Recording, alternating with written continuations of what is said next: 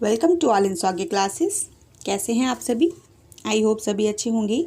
तो आज हम लोग सॉल्व करने वाले हैं क्वेश्चन नंबर 26 से लेकर क्वेश्चन नंबर 30 तक ऑफ एक्सरसाइज 7.2 एंड 25 तक तो हम क्वेश्चन सॉल्व कर चुके हैं और मैं समझती हूँ आपको ये क्वेश्चन बहुत अच्छे से आने लग गए होंगे, है ना। हमने इंटीग्रल फाइंड करना है बाय मेथड ऑफ सब्स्टिट्यूशन, जो कि आपको बहुत अच्छे से समझ आने लग गया होगा अब तक तो, ठीक है। तो साथ साथ मैं भी सॉल्व करती हूँ और आप भी पेन और कॉपी ले लीजिए और सॉल्व करना स्टार्ट कीजिए। बहुत आराम से सॉल्व हो जाएंगे क्वेश्चंस, ठीक है। तो चलिए स्टार्ट करते हैं क्वेश्चन नंबर 26। क्वेश्चन नंबर 26 में हमने इंटीग्रल फाइंड करना है cos root x upon root x d x, ठीक है। ये गिवन फंक्शन है हमें cos root x divide by root x d x, ठीक है। तो इसका इंटीग्रल फाइंड करेंगे। अब हमने क्या कुछ वैल्यू सब्स्टिट्यूट करनी होती है, तो कौन सा टर्म लें जिसके प्लेस पे हम टी पुट करें और फिर सॉल्व हो जाए क्वेश्चन। तो हमें देखते ही समझ आ रहा है अब तो कि हम root x is equal to t ले लेंगे, तो ये कॉस टी हो जाएगा। यहाँ डी टी जैसे ही कुछ आएगा तो हो सकता है रूट एक्स कैंसिल हो जाए, हो सकता है कि वो हो ही जाएगा, ठीक है। तो चलिए स्टार्ट करते हैं। सबसे पहले फर्स्ट स्टेप क्या होता है, हम कुछ वैल्यू पुट करते हैं, तो put root x is equal to t. फिर नेक्स्ट स्टेप क्या है हमारा, डिफ्रेंशिएट करते हैं, differentiate with respect to x on both sides, ठीक है। जैसे ही बोथ साइड्स करेंगे हम डिफ्रेंशिएट, तो यहाँ पर क्या आ जाता है हमारा d upon d x root x, और ये हो जाएगा d t upon d x. Yes और नो, यहाँ पे कर लेते हैं डिफ्रेंशिएट इसको, रूट एक्स को फिर बाद में लिख देंगे क्योंकि यहाँ पे फिर जगह कम हो जाएगी। तो रूट एक्स लिख लिया, ठीक है। और रूट एक्स को हम कैसे लिखते हैं ये तो आपको आता होगा बहुत आराम से, बट फिर भी बता देते हैं स्टेप बाय स्टेप। इसको ये आ गया। अब इसको डिफ्रेंशिएट करेंगे तो क्या आएगा, 1/2 x raise to power 1 minus half, ओ 1 माइनस हाफ, ठीक है। 1/2 एक्स रेज टू पावर क्या आएगा, 1/2 माइनस 1, वो मैंने बाई मिस्टेक लिख दिया था, कोई बात नहीं, ठीक है। तो यहाँ से क्या आ जाएगा 1/2 एक्स रेज टू पावर, यहाँ से माइनस हाफ आएगी, ठीक है। माइनस हाफ आएगी तो हम इसको डिनोमिनेटर में लेकर आ जाएंगे, तो क्या हो जाएगा रूट एक्स आ गया, ठीक है। तो रूट एक्स का डिफ्रेंशिएशन क्या हो जाना है हमारा 1/2 रूट एक्स, ये हो गया हमारा D t upon d x. फिर हमने यहाँ से वैल्यू किसकी चाहिए होती है, डी एक्स की चाहिए होती है। तो d x is equal to आपको दिख रहा है क्या आ जाएगा 2 रूट एक्स डी टी। तो आपको पता चल गया कि हमने तो रूट एक्स के प्लेस पे टी पुट करना है, पुट कर देंगे, एंड डी एक्स के प्लेस पर 2 root x d t put कर देंगे, तो हमारा क्वेश्चन सॉल्व हो जाएगा। ये जो रूट एक्स हमें दिख रहा है कि जैसे ही हम डी एक्स की वैल्यू पुट करेंगे तो हमारा रूट एक्स कैंसिल आउट हो जाएगा, है ना। तो बस अब करते हैं नाउ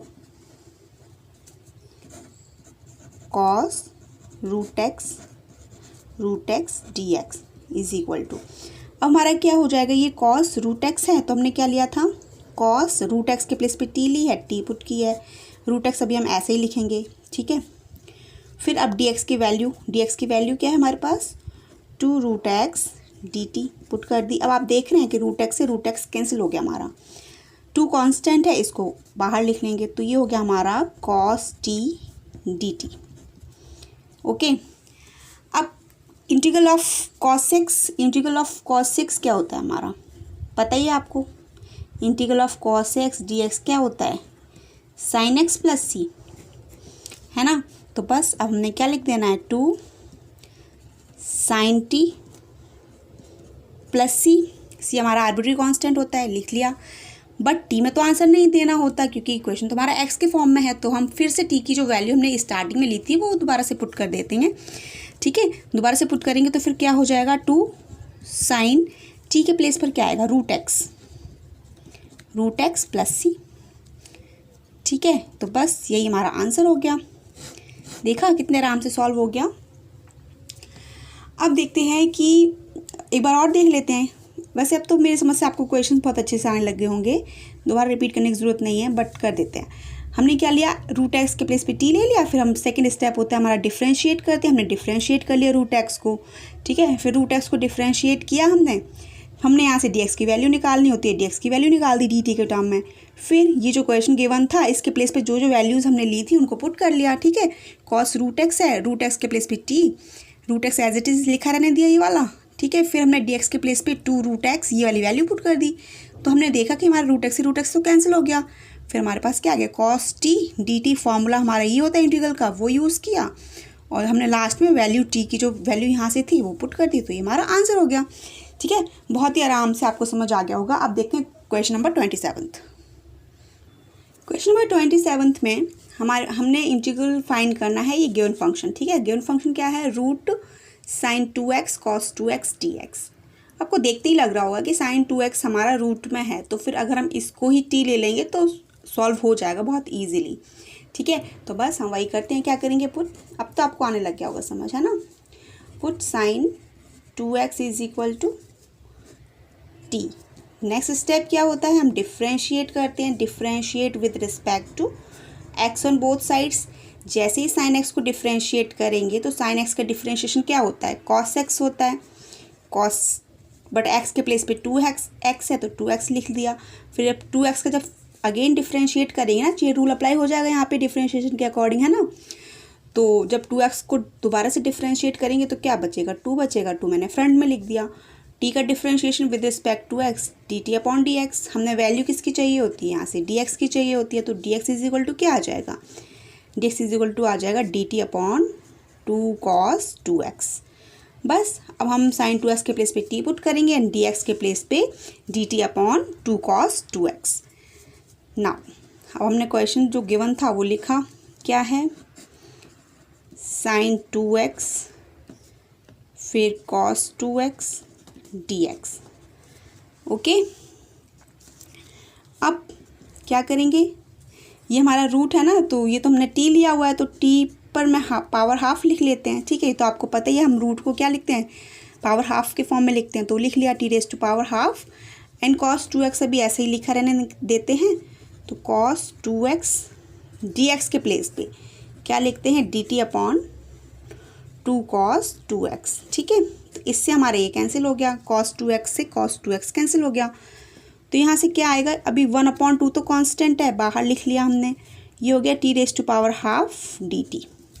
अब हमारा जनरल फॉर्मूला क्या होता है इंटीग्रल का, x raise to power n dx क्या होता है, x raise to power n+1 upon n+1 plus c।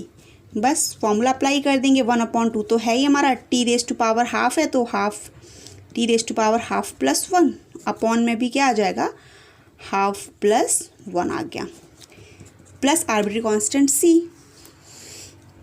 अब half +1 1/2 t raise to power half +1 क्या हो जाना है, 3/2। ठीक है, अपॉन में भी यहाँ भी क्या आ जाएगा, 3/2, आप देख रहे हैं 2 से 2 कैंसिल हो गया, प्लस c। तो यहाँ से अभी क्या बच रहा है, 1/3 t raise to power 3/2 plus c। ये आया। अब हमने क्या करना होता है, टी के फॉर्म में तो आंसर नहीं देना, आंसर तो हमने एक्स के फॉर्म में ही देना है, तो वैल्यू पुट कर लेते हैं फिर से, तो ये हो जाएगा 1/3, टी की वैल्यू क्या है, टी की वैल्यू है साइन 2x, पुट कर दी। ठीक है, पावर कितनी है, 3/2 प्लस सी, तो ये हमारा क्या आ गया, आंसर आ गया। देखा आपने, बहुत ईजिली सॉल्व हो गया। हमने क्या किया, sine 2x is equal to t ले लिया, फिर डिफ्रेंशिएट किया, डिफ्रेंशिएशन तो आपको आता ही है, dx की वैल्यू क्या आ गई हमारी, dt अपॉन 2 cos 2x। फिर हमने क्वेश्चन लिखा, साइन 2x मीन्स t है ये हमारा, t raise to power half cos 2x as it is लिखा रहने दिया। आप डायरेक्टली भी लिख सकते हैं, बट मैं क्या है स्टेप बाय स्टेप ही करवाती हूँ। आप डायरेक्टली भी क्या कर सकते हैं, यहाँ से देखिए cos 2x dx है ना, तो आप डायरेक्टली यहाँ से cos 2x है, आप dx का मल्टीप्लाई कर देंगे यहाँ पे, तो ये cos 2x dx हो जाएगा और 2 को यहाँ ट्रांसफर कर देंगे, dt अपॉन 2 आ रहा है यहाँ से, आपको साफ साफ दिख रहा है, तो आप वैसे भी कर सकते हैं। ठीक है, कोई बात नहीं है, आप प्रैक्टिस करेंगे हो जाएगा। तो मैं ऐसे ही लिखती हूँ, तो cos 2x लिखा, फिर dx के प्लेस पे dt अपॉन 2 cos 2x लिखा, फिर हमने ये कैंसिल किया, जो बचा टर्म हमारे वो लिख लिए, और फिर टर्म बचने के बाद तो इंटीग्रेट करना तो हमने बहुत अच्छे से आता है। ठीक है, फिर हमने जनरल फॉर्मूला यूज़ करके इसको इंटीग्रेट कर दिया और हमारा आंसर आ गया, है ना। आई होप समझ आ गया होगा। अब देखते हैं क्वेश्चन नंबर 28। अब सॉल्यूशन नंबर 28 में हमने क्या, गिवन फंक्शन है cos x upon root 1 plus sine x dx, मतलब इसका हमने इंटीग्रल फाइंड करना है। ठीक है, तो अब आपको देखते ही आइडिया हो गया होगा कि 1 प्लस साइन एक्स रूट में लिखा हुआ है, इसी को हम क्या ले लेंगे, t ले लेंगे, क्योंकि यही दिख रहा है अजीब सा कि इसको इंटीग्रेट कैसे करेंगे। तो बस फिर हम क्या करते हैं, स्टेप्स हमारे स्टार्ट हो जाएंगे यहाँ से। Put 1 plus sine x is equal to हम क्या लेंगे, टी ले लेंगे। फिर हम इसको अब डिफ्रेंशिएट करेंगे। आपको देखते ही पता चल गया होगा कि 1 प्लस साइन एक्स को अगर हम टी ले लेंगे, फिर जब डिफ्रेंशिएट करेंगे तो साइन एक्स का डिफ्रेंशिएशन क्या होता है, कॉस एक्स होता है। ठीक है, तो जैसे हम यहाँ पर डी एक्स की वैल्यू पुट करेंगे तो ये कॉस एक्स हमारा कैंसिल हो जाएगा। समझ आ गया, मतलब क्वेश्चन देखते ही समझ आ गया। बस अब हम सॉल्व करते जाएंगे step by step. Next step क्या है, differentiate with respect to x on both sides. ठीक है, तो 1 तो 0 हो जाएगा, 0 लिख नहीं रही हूँ मैं। साइन एक्स का डिफ्रेंशिएशन क्या हो जाता है, कॉस एक्स हो जाता है। तो ये हो जाएगा d t upon d x, है ना। यहाँ से हमने वैल्यू मिल जाएगी डी एक्स की वैल्यू हो जाएगी d t upon cos x. बस 1 plus sine x is equal to हम टी पुट करेंगे और d x is equal to d t upon cos x put करेंगे, सॉल्व हो जाएगा हमारा। ठीक है, फिर हमारा ये आ गया cos x 1 plus sine x d x. Okay, अब हमने क्या करना होता है, अभी तो कॉस एक्स तो एज इट इज़ लिखेंगे। नहीं तो हम पता क्या कर लेंगे, यहाँ से देखो कॉस एक्स है d x, cos x d x is equal to d t आ रहा है, तो हम डायरेक्टली डी टी भी लिख सकते हैं। ठीक है, चलो डायरेक्टली लिख देते हैं। एक क्वेश्चन तो डायरेक्टली कर ही देते हैं, है ना। सभी क्वेश्चंस में जो वैल्यू एक्स्ट्रा टर्म रहता है वो उसको मैं कैंसिल करती हूँ डी टी की वैल्यू पुट करने के बाद। लेकिन क्या कर रहे हैं, अभी मैं डायरेक्टली करते हैं यहाँ से कि डी टी की वैल्यू हमें दिख रही है, क्या आ रही है, कॉस एक्स डी एक्स आ रहा है, तो बस हम पुट कर देंगे डी टी के सॉरी डी टी नहीं, कॉस एक्स और डी एक्स के प्लेस पे हम क्या पुट करेंगे, डी टी पुट करेंगे। ठीक है, तो बस कॉस एक्स डी एक्स लिखा हुआ है, हम क्या पुट कर रहे हैं, डी टी पुट कर दिया बस। और 1 प्लस साइन एक्स के प्लेस पे टी पुट करना है तो टी पुट कर दिया, बट रूट है तो रूट को हम क्या लिखेंगे, पावर हाफ लिखेंगे। कर लिया। अब पावर हाफ है तो यहाँ ऐसे तो होगा नहीं इंटीग्रेट, है तो हम इसको क्या करेंगे, t raise to power denominator में था, हम न्यूमरेटर में लेकर गए हैं। फिर हम इसको सॉल्व कर देंगे अपना जनरल फॉर्मूला जो है हमारा इंटीग्रल का, उसको यूज़ करके। ठीक है, तो जनरल फॉर्मूला है x raise to power n d x is equal to x raise to power n plus 1 upon n plus 1 plus c. Okay, तो बस अब हम यहीं पुट कर देंगे इसको। तो माइनस हाफ तो है पहले से, प्लस 1 हो गया upon minus half plus 1 plus arbitrary constant c आ गया हमारे पास। तो अब यहाँ से क्या आएगा हमारे पास, यहाँ से आ रहा है t raise to power half और अपॉन में भी 1/2 आ रहा है हमारे पास। ठीक है, प्लस सी, तो यहाँ से क्या हो जाएगा 2 into t raise to power half plus c. अब टी में तो आंसर नहीं देना होता, हमने तो एक्स में देना होता है, तो बस टी की जो वैल्यू है एक्स के टर्म में वो लिख देते हैं। तो यहाँ पर टी इज इक्वल टू क्या है, 1 प्लस साइन एक्स, तो हम पुट कर देंगे 1 plus sine x. Raise to power half लिखें या फिर अंडर रूट लगा दें, बात तो बराबर ही है। ठीक है, रूट लगा देते हैं प्लस सी। तो ये हमारा क्या आ गया, आंसर आ गया। बहुत ईजिली सॉल्व हो गए, अब तो क्वेश्चंस बहुत ईजिली सॉल्व हो रहे हैं, पहले भी हो रहे थे, स्टार्टिंग में भी हो रहे थे, बट अब मैं ये समझती हूँ कि आपको बहुत अच्छे से समझ आने लगे होंगे। ठीक है, तो बहुत अच्छे समझ आने लगे होंगे तो बहुत आराम से सॉल्व कर रहे होंगे आप भी, है ना। तो देखिए फर्स्ट स्टेप क्या था, हमने टी पुट किया 1 प्लस साइन एक्स के प्लेस पे, डिफ्रेंशिएट करते हैं, डिफ्रेंशिएट कर लिया, डी एक्स की value D t upon cos x लिखें आप तब भी सही है, या फिर कॉस एक्स डी एक्स के प्लेस पे आप डी टी पुट कर देंगे तब भी सही है ना। तो वही ये क्वेश्चन लिखा हुआ था, तो कॉस एक्स डी एक्स के प्लेस पे हमने क्या पुट किया है, डी टी, और ये तो हमारा था ही 1 प्लस साइन एक्स टी था तो टी लिखा, और यहाँ पे रूट था तो पावर हाफ लिख ली। ऐसे तो सॉल्व होगा नहीं, तो हम पावर को न्यूमरेटर में लेकर गए तो वो नेगेटिव हो गई। फिर हमने अपना जनरल फॉर्मूला था जो इंटीग्रल का वो यूज़ किया और सॉल्व कर लिया। ये यहाँ पर तो कैलकुलेशन ही है, ये तो आप कर ही लेंगे बहुत आराम से। ठीक है, चलिए अब देखते हैं नेक्स्ट क्वेश्चन। सॉल्यूशन नंबर 29 में हमने इंटीग्रल फाइंड करना है cot x log sin x dx, ये गिवन फंक्शन है। ठीक है, तो हमने जब इसका इंटीग्रल फाइंड करना है तो आपके माइंड में आ रहा होगा कि साइन एक्स को सिंपल अगर टी ले लें तो, ठीक है, माइंड में साइन एक्स को अगर सिंपल टी ले लेंगे तो लॉग टी में कन्वर्ट हो जाएगा ये, फिर डी टी की वैल्यू पुट करेंगे तो कुछ कॉट टी समथिंग आ जाए तो कैंसिल हो जाएगा, वैसे भी हो जाएगा सॉल्व। ठीक है, वैसे भी सॉल्व हो जाएगा, जैसे आप सोच रहे हैं कि यहाँ पे sine x is equal to t ले लेंगे तो लॉग टी फिर डी टी के टर्म में आके सॉल्व हो जाएगा, आराम से सॉल्व हो जाएगा, ठीक है। बट मैं क्या कर रही हूँ, लॉग साइन एक्स को ही टी ले लेती हूँ, क्योंकि log sine x is equal to t लेकर क्वेश्चन हमारा जल्दी सॉल्व हो जाएगा, है ना। और अगर हम sine x is equal to t ले लेंगे तो सॉल्व तो हो जाएगा क्वेश्चन, बट हमने 2 बार इसको सॉल्व करना पड़ेगा। ऐसा करती हूँ, पहले सिंपल मेथड है वो करवा देते हैं, फिर दूसरा भी बता दूंगी, या फिर दूसरा आप खुद से कर लेना, अगर कोई प्रॉब्लम हो तो मेरे से पूछ लेना। चलिए अभी तो स्टार्ट करते हैं। तो सबसे पहले क्या है, log sine x is equal to t ले लेते हैं। देखो log sine x is equal to अगर आप टी ले लेंगे तो लॉग का जो डिफ्रेंशिएशन होता है तो 1 साइन एक्स आ जाएगा। मतलब मैं इसलिए बता रही हूँ, शॉर्ट हो जाएगा, क्योंकि आपको देखते ही पता चल रहा होगा कि लॉग साइन एक्स को जैसे हम डिफ्रेंशिएट करेंगे 1 साइन एक्स आएगा, फिर साइन एक्स को अगेन डिफ्रेंशिएट करेंगे, चेन रूल लग जाएगा, है ना। डिफ्रेंशिएशन तो आपको माइंड में ही सॉल्व कर लेते होंगे, है ना। तो अब फिर चेन रूल अप्लाई हो जाएगा, तो साइन एक्स को जब डिफ्रेंशिएट करेंगे तो कॉस एक्स आएगा। तो देखा आपने, cos x upon sine x आ रहा है, मतलब कॉट बन रहा है हमारा। सिर्फ इसको लेने से, इसको टी लेने से हमारा कॉट बन रहा है, कॉट ये वाला कैंसिल हो जाएगा हमारा सिंपली, और क्वेश्चन हमारा इजीली सॉल्व हो जाएगा, ठीक है। तो दो मेथड्स हैं, दोनों से करवा देंगे, ऐसा करते हैं, ठीक है।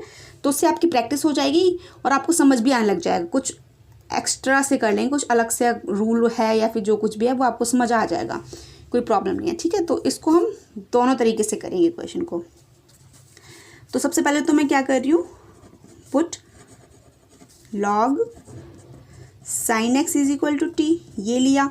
फिर हम क्या करेंगे, डिफ्रेंशिएट करेंगे, differentiate with respect to x on both side, ठीक है। जैसे ही बोथ साइड्स डिफ्रेंशिएट करेंगे तो लॉग एक्स का डिफ्रेंशिएशन क्या होता है, 1/x। तो 1x के प्लेस पे साइन एक्स है तो 1/sin x आ गया। डिफ्रेंशिएशन आपने किया हुआ है बहुत अच्छे से, चलो कोई नहीं, करवा देते हैं यहाँ पे।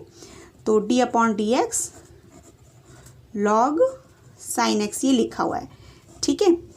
तो लॉग का डिफ्रेंशिएशन क्या होता है, 1/x होता है, बट x के प्लेस पे तो साइन एक्स है तो 1/sin x आ गया, ठीक है। बट अभी इस x का तो डिफ्रेंशिएशन नहीं हुआ ना, तो हमारे यहाँ पे चेन रूल अप्लाई होगा। चेन रूल अप्लाई होगा तो क्या हो जाएगा, फिर अगेन आ जाएगा d/dx साइन एक्स, ठीक है। तो हम ये 1/sin x तो चल ही रहा है हमारा, और ये साइन एक्स का डिफ्रेंशिएशन क्या हो जाएगा, cos x हो जाएगा। तो यहाँ से आ जाएगा cos x/sin x, किसके इक्वल है, ये कॉट के इक्वल है, ठीक है। तो वही लिखा हुआ है, मतलब यहाँ पे मैंने डिफ्रेंशिएट कर दिया है, तो मैं डायरेक्टली यहाँ लिख सकती हूँ ना cos x, ठीक है। और ये हो जाएगा dt/dx। हमने क्या चाहिए, ये तो cot x हो गया हमारा,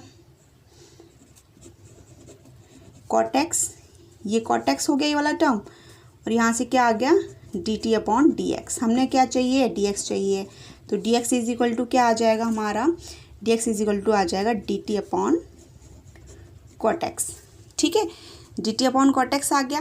अब हम क्या करेंगे, log sine x is equal to t put करेंगे, dx is equal to dt/cot x put करेंगे।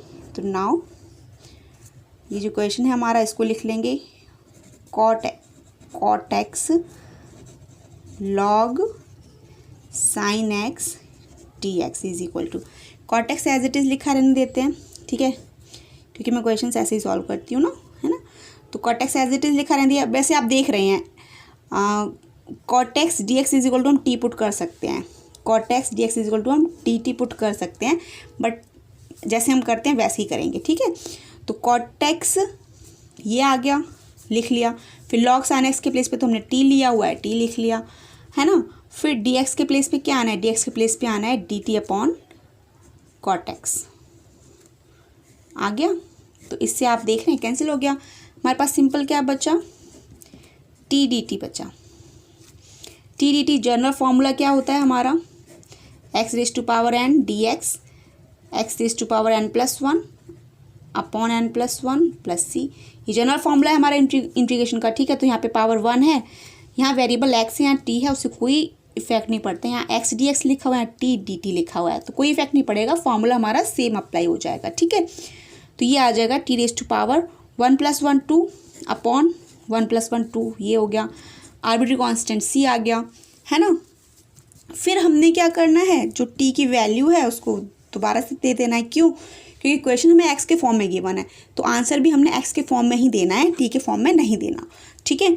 तो t हमारा क्या है, t हमने क्या लिया था, log sin x लिया था, तो बस हम लिख देंगे log साइन एक्स,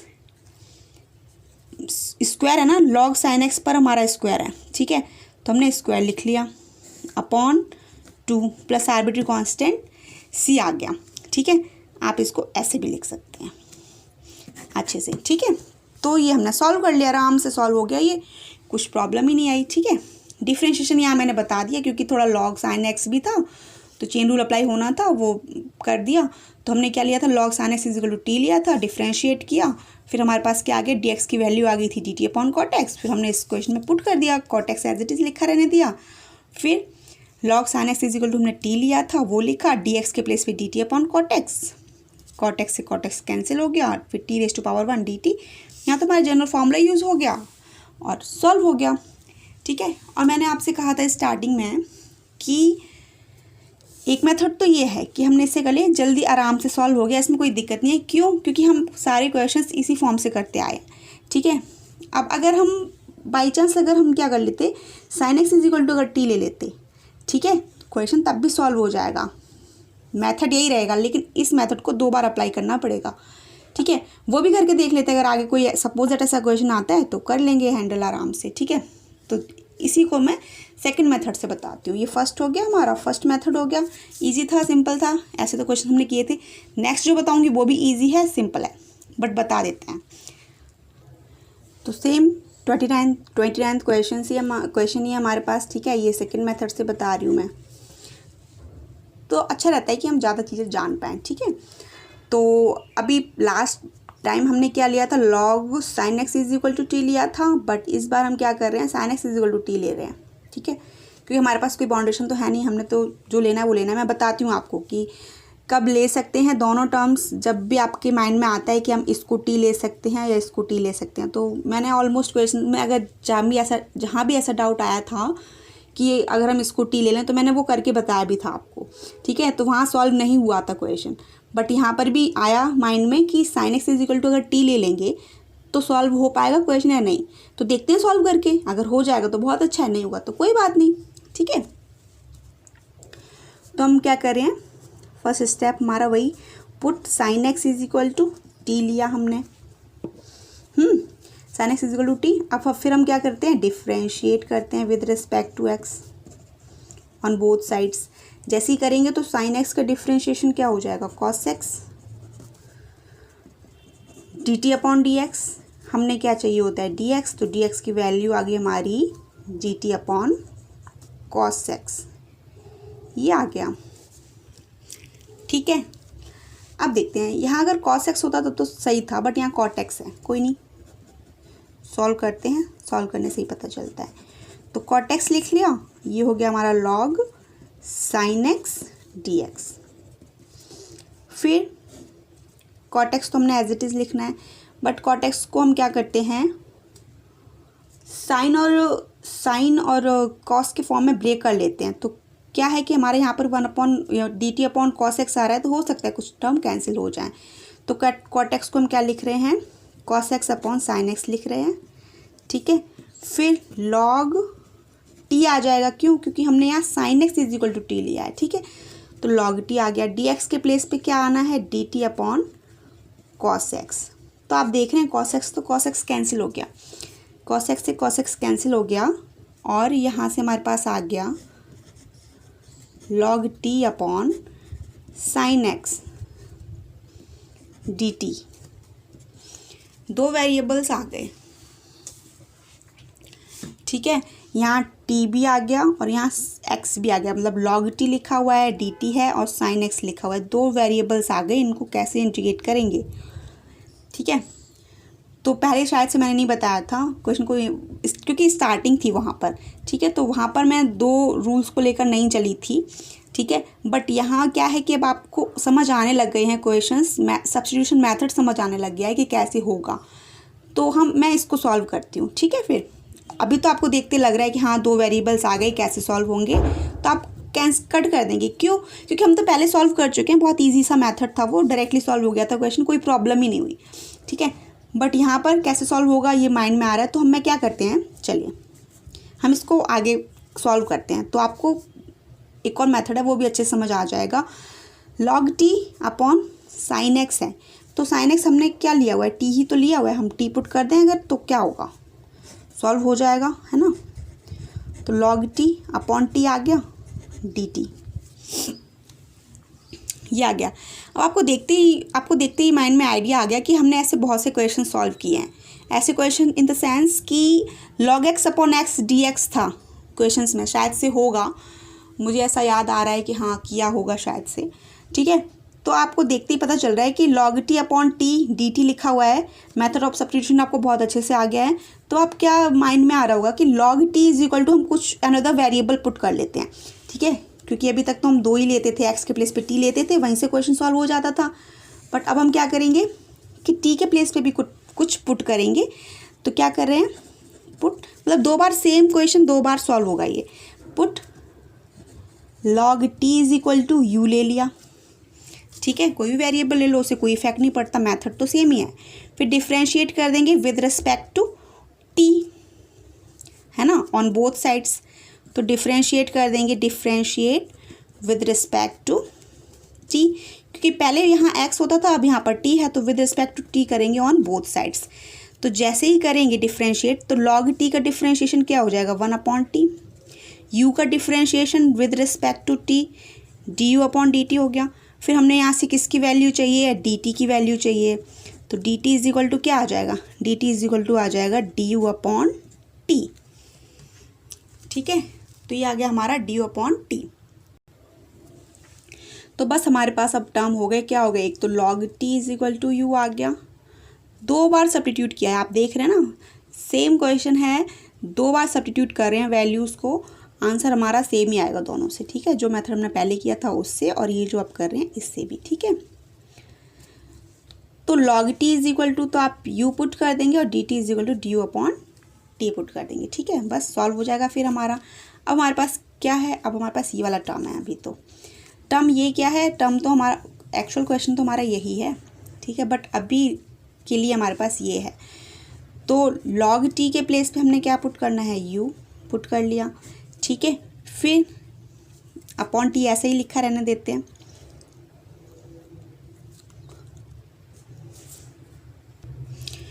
तो u हमने लिख लिया, log t के प्लेस पे हमने u लिखा हुआ है और dt के प्लेस पे डी यू अपॉन टी, ये शायद से गलत हो गया है, यहाँ पर ये आएगा हमारे पास, हमने dt की वैल्यू चाहिए है ना, क्योंकि हमारे पास यहाँ dt है, तो dt इज इक्वल टू यहाँ से आ जाएगा टी डी यू आएगा, ठीक है, टी डी यू आएगा, वो हो जाता है कभी कभी बाय मिस्टेक जल्दी से, ठीक है। तो ये हमारा क्या आ गया, u log t के प्लेस पे तो u लिखा हमने, फिर dt के प्लेस पे हमने क्या पुट, t तो हमारा है ऑलरेडी पहले से, t लिख लिया, है ना। फिर dt के प्लेस पे हमने क्या पुट करना है, t into D you, T से t कैंसिल हो गया, हमारे पास क्या बचा, u डी यू। फिर हमने क्या करना होता है, जनरल फार्मूला है हमारा इंटीग्रेशन का, बस वही यूज़ कर लेना है। तो जैसे ही यूज़ करेंगे तो क्या आ जाएगा, u रेज टू पावर, यहाँ पे पावर 1 है, तो 1 + 1 2 अपॉन 2 प्लस c आ गया। बट u के फॉर्म में आंसर नहीं देना, क्यों, क्योंकि क्वेश्चन तुम्हारा x के फॉर्म में था, ठीक है, x के फॉर्म में था, तो x के फॉर्म में ही आंसर देंगे, बट स्टेप बाय स्टेप। जैसे हमने x था, जैसे कि हमारा क्वेश्चन में देखो x था, x से हम t पर आए थे, फिर हमने क्वेश्चन देखा यहाँ पर आ गया, t के फॉर्म में फिर से आ गया, तो फिर से हमने वैल्यू सब्स्टिट्यूट की हुई है, t के प्लेस पे हमने u लिया है। तो जैसे हमने स्टेप बाय स्टेप आए थे, वैसे हम स्टेप बाय स्टेप x पर जाएंगे। ऐसा नहीं है कि हम डायरेक्टली ही वैल्यू पुट कर दें x की। तो आप देखेंगे u हमने क्या लेट करा था, u को हमने लेट किया था log t, तो u के प्लेस में हम क्या पुट करेंगे, log t whole square upon 2 + c put किया। बट t के फॉर्म में भी आंसर नहीं देना, क्यों, क्योंकि क्वेश्चन तुम्हारा x के फॉर्म में है। तो अब t इज इक्वल टू क्या हमने स्टार्टिंग में लिया था, साइन x लिया था, ठीक है, तो बस हम साइन x पुट कर देंगे। तो ये हमने क्या लिखा, log t के प्लेस पे क्या आ जाएगा, हमारा साइन x आ जाएगा अपॉन 2, ठीक है। तो आपने देखा आंसर तो सेम आ गया हमारा, इससे भी और इससे भी, कोई प्रॉब्लम नहीं हुई। बट ये है कि अब सब्स्टिट्यूशन करना सीख गए हैं, तो आगे भी करते जाएंगे क्वेश्चंस को, ठीक है। 2 वेरिएबल्स आ जाएंगे तो अब घबराना नहीं है। जैसे कि स्टार्टिंग में जब कर रहे थे ना, तो मैं आपको वहीं पे कट कर रही थी, क्यों, क्योंकि 2 मेथड्स क्या सिखाने, लेकिन अब तो क्वेश्चन सॉल्व हो रहे हैं, कोई प्रॉब्लम हो नहीं रही है। अब तो ख़त्म होने वाली भी एक्सरसाइज, तो कुछ अलग से सीख लेते हैं, सही रहता है। ठीक है, तो आपने देखा ये भी समझ आ गया हमने क्या किया था, sine x is equal to t लिया, फिर सॉल्व किया, वैल्यू पुट की। लेकिन हमने देखा क्वेश्चन हमारा log t upon t d t के फॉर्म में आ गया, तो फिर मैं थर्ड वेरिएबल ले लिया। ठीक है, थर्ड वेरिएबल को सेम इसी मेथड से सॉल्व किया है, इसको भी। ठीक है, और सॉल्व करने के बाद जब हमारा आंसर यू के फॉर्म में आ गया, तो हमने पहले टी पुट, यू के प्लेस पे जो हमने टी लिया था उसको पुट किया है, फिर टी के प्लेस पे जो हमने एक्स लिया था उसको पुट किया, तो हमारा ये आंसर आ गया। ठीक है, आई होप आपको ये भी समझ आ गया होगा बहुत अच्छे से, कोई प्रॉब्लम नहीं होगी। स्टेप बाय स्टेप चलते जाएंगे ना, क्वेश्चंस अपने आप ऑटोमेटिकली सॉल्व हो जाते हैं, कोई प्रॉब्लम आती ही नहीं है। ठीक है, तो अब देखते हैं लास्ट क्वेश्चन। अब सॉल्यूशन नंबर 13 में हमें गिवन है, 30 में गिवन है sine x upon 1 plus cos x d x, इसका इंटीग्रल फाइंड करना है। ठीक है, तो आपको देखते ही आइडिया अब तो आ ही गया होगा। 1 प्लस कॉस एक्स को हम क्या ले लेंगे, टी ले लेंगे, क्योंकि ये अजीब सा दिख रहा है, इसको ही टी ले लेंगे। डिफ्रेंशिएट करने के बाद देखते हैं क्या होता है, हो जाएगा सॉल्व। ठीक है, put 1 plus cos x is equal to t. 1 का डिफ्रेंशिएशन 0 हो जाएगा, 0 लिख नहीं रहे हैं। कॉस एक्स का डिफ्रेंशिएशन क्या होता है, माइनस साइन एक्स, और यहाँ पर हो जाएगा d t upon d x. हमने क्या चाहिए होता है, डी एक्स, तो d x is equal to आ जाएगा minus d t upon sine x. तो हमारे पास 1 plus cos x is equal to t मिल गया, और d x is equal to minus d t upon sine x मिल गया। ठीक है, अब हम पुट कर देंगे इसको इसमें, और सॉल्व हो जाएगा हमारा। ये हो गया हमारा sine x upon 1 plus cos x d x, ये हुआ।